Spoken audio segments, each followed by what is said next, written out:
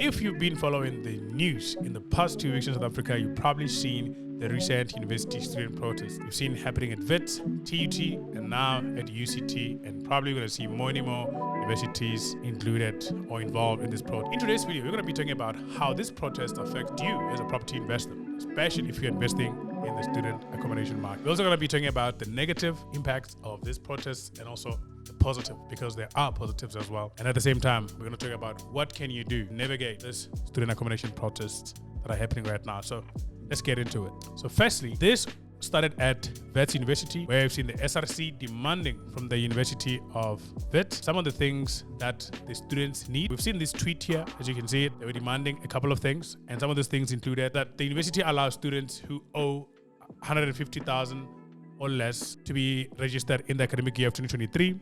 We've seen them talking about allocating more funds to the accommodation of the homeless students who are sleeping right now in labs and libraries, which is not good, and waiving fees up front for the Wits residents. Provision made for students with no food because they have not yet received the allowances. I mean, it's as simple as getting into risk can actually cost you around 10,000 up front at Wits. So this is difficult, for the students, especially right now in our country. We have high inflation, high unemployment.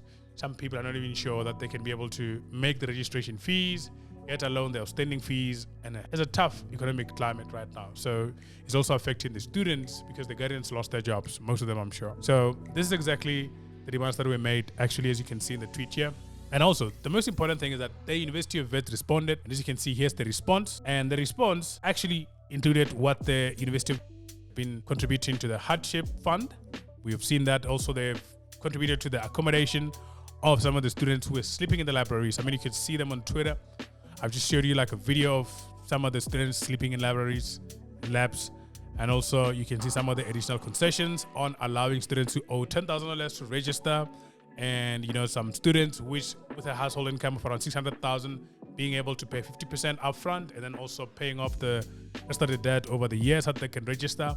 This happens all the time. I've seen it done at UJ as well, and also allowing students who owe less than 15,000 or less to graduate, because some students cannot even graduate because they're still owing some fees.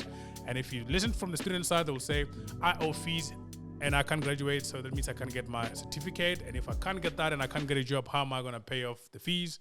And the university is saying, our policy is you must pay off your fees before you graduate. So that's also like a conundrum that's happening there. So in conclusion, the Wits University did proper response to these issues. And as you can see right now, that the SRC seems to not have taken this very well. They started striking, and also it even escalated to a point where they nearly banned the vice chancellor at Wits' house or damaged the property. So that's definitely not good. So anyway, if you want to see more about other institutions like TUT, how are they joining and having similar mandates, I want you to also refer to this article. I've just also put it in the description below as well, so you can be able to read more about this. There's a big student issue right now, and that's why all the students are protesting. And this is not the first one. We've seen this happening before. But in today's video, we're going to be focusing about how are these protests affecting you as a property investor. That's the main thing that we're going to be talking about. So first of all, let's talk about the student accommodation market. The student accommodation market is actually worth around 155 billion rand. At 2020, there were approximately around 223,000 purpose-built student accommodation beds available in South Africa.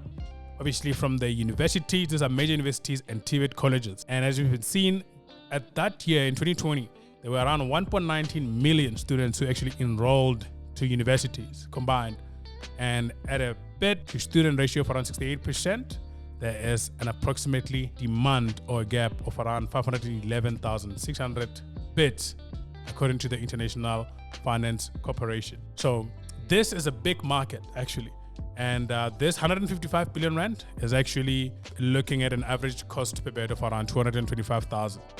So as an investor, you can see that this is a big market. You can see that there's a big demand of student accommodation. And it's actually projected that in around 2 years, according to the IFC, that this demand will be growing to 780 beds that are going to be required on the market to actually cover this shortage of student accommodation bed. So as an investor, you must keep the pulse on the market. And the second thing is that I want to talk up to you about as well is how does the government, the universities get involved in this? So key drivers of growth in student accommodation is the high school throughput, which is the amount of students furthering their studies, institutions of higher learning. A lot of people finishing matric. After they pass matric, where they're going to go. Another thing is the government plans and spending, the government willingness to fund admitted students. This is where we see your NSFAS coming in and other schemes. And also the other one is universities needing to increase their headcount so they can attract funding from the Department of Higher Education and Training. So these things drive the student accommodation market. So now, as an investor, you're going to have to sit down and think, okay, why is there strikes or protests with the universities? And also, how are they affecting me and how are they benefiting me? And now, let's talk about the cons first of what happens right now with this protest and how are they affecting you as a student accommodation investor or an investor who's looking to invest in the student accommodation market. The first thing, as we've seen so far, is the property damage. So if your student accommodation or your property is in an area where it can be affected directly by this protest, then there's a high chance of your property being damaged. And the damages can be costly to repair. And also, your insurance is mostly not going to cover everything. And that is also can result in a big financial loss for you as an investor if you're investing in that area where you're closer to these protests or perhaps is directly affected by these protests as they're striking. So that's a big con, actually. That's the main one that I would be concerned about. The second one is the decline in rental income. So sometimes this protest can end up making universities shut down, meaning that we can have universities not continue with their normal calendar year, academic year, and that can be a big issue. We've seen that in 2015 as well when there was fees must fall.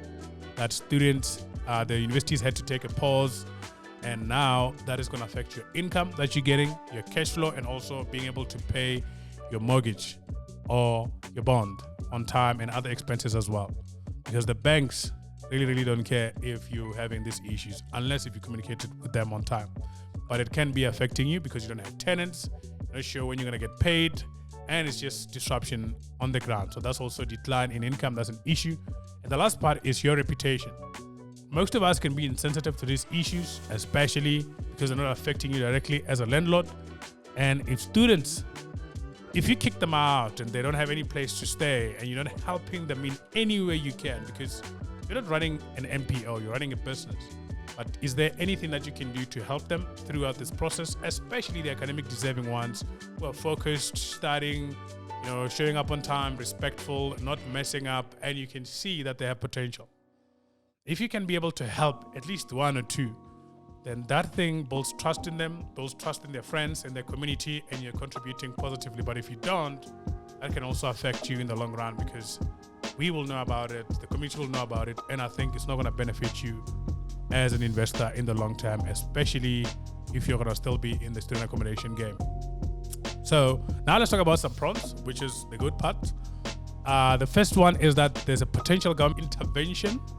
The potential government intervention that can happen is with regard to creating policies or regulations that can be towards the zoning of those areas, towards specific requirements for student accommodation, and that can actually help improve the overall type of accommodation that is actually offered to the students, and that can have an impact on your property prices, and also it can take out your new entrants or competition who is new entrants coming to the market.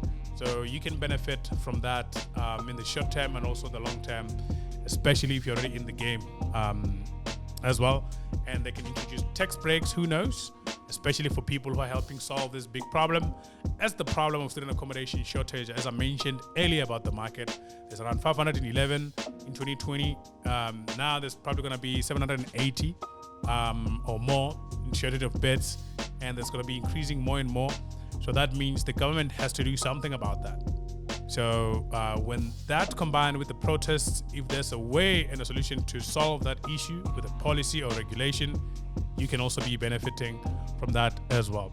The other thing I want to mention is there's a potential increase of demand in student accommodation right now, because if more students are going to be enrolled that year because of the concessions made by the universities, the funding from the government, and also the solutions that are done by both universities in partnership with the SRC and also the government, then there can be more students who are actually registering for that year or enrolling to the university. So that means it's an opportunity for you, if you're in the right area, to be able to provide them with good accommodation where they can be able to study, and that is, you can be able to have, high occupancy rate. You can also have the high returns on your investment. Your cash flow can be good, while you're also making an impact as well in their lives to provide them with proper accommodation.